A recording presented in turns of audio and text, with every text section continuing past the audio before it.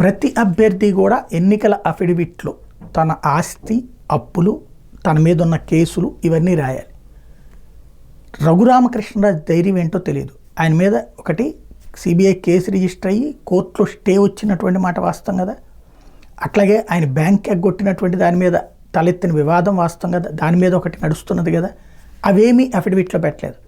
ఇప్పుడు దాని మీద ఈసీకి ఫిర్యాదు చేశారు.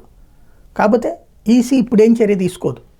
అక్కడ స్థానికంగా ఉన్నటువంటి అధికారి, ఎవరైతే ఎన్నికల రిటర్నింగ్ అధికారి ఉంటారో, మనం ఇచ్చింది తీసుకుంటారు.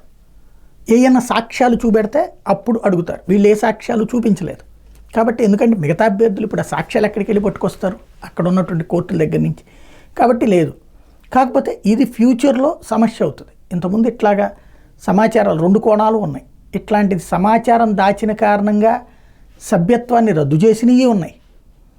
అదే సందర్భంలో ఆ కారణంగా ఎలక్షన్ల మళ్ళీ వాళ్ళు ఆ తర్వాత గెలిచినటువంటి వాళ్ళకి సంబంధించి మళ్ళీ పై కోర్టులకు వెళ్ళి స్టేలు తెచ్చుకున్నటువంటి సందర్భం ఉంది. కాబట్టి ఈయన ఆ ధైర్యంతో ఉన్నట్టున్నారు.